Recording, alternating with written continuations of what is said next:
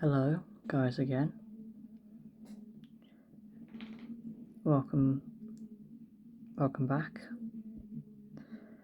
Today we'll be reading The Sounds of Nightmares, Chapter 2, Part 4, A Penance at the Bathhouse. Let's get into it. The shapes of bathers, unrobed, unmasked, some lathered away, some crouched in the water, others huffed the sauna steam. The biggest sat scrubbing himself with something that appeared alive. Creeping through the steam, I hid behind a bucket. The big one was before me, barely resembling a human. His body was raw and brown. He rapidly repeated, "Divide the grime from the divine," over and over. I suddenly realized who the creature was scrubbing with. It was poor Kian, sobbing and thrashing for his life. Stumbling in horror, I slipped on a slimy tile, and the room went silent. As I turned their heads and began a haunting chant, "Cleanse her, cleanse her." Voices piled as their shapes stood and staggered into view. Their bodies scrubbed into raw spectacles. There was nothing I could do for Kian, so I picked myself up and ran for the door. But it was shut tight. The bathers drew near, arms reaching out. My hands grazed a crevice on the wall, which I slipped through just in time. There I stood, in the storeroom, once more. The window was open, my one chance to escape.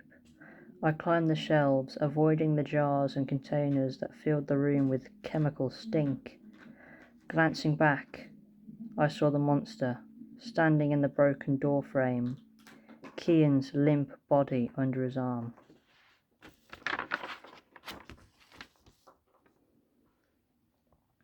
His water-covered hand reached up, grabbing my leg violently, pulling me away.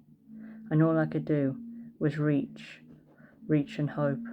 My hands grasped a jar full of white liquid, and as he ripped me down, the jar followed. The liquid covered him, head to toe, unleashing a cloud of gas that burned the very air, washing over me, sending me into darkness. A strange satisfaction came from melting down that vile man. I wasn't like that moth, searching for the light. I was quite happy, surrounded by the dark.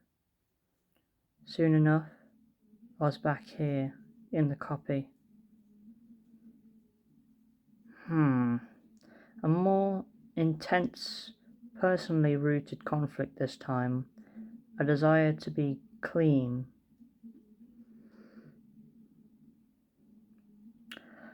Perhaps to wash away memories of invasive experience that your anxiety is fixated on.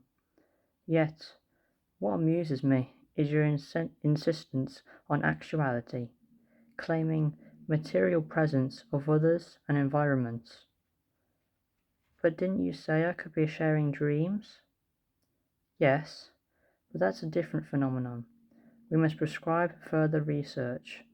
I will need to begin nightly tests and observations to aid in reaching differential diagnosis. Experiments? Do we have to, Otto? They'll help you feel better. And that's what you want, isn't it? Well, yes, of all things. It's the sound of Mom saying, "No night, I miss the most." The stone becomes a little bolder. Pardon? The answer to Keen's joke. It's an old one. Now, before you pop off to bed, pick out another colourful delight for being such a good girl. Sweet for my sweet. He ends the recording.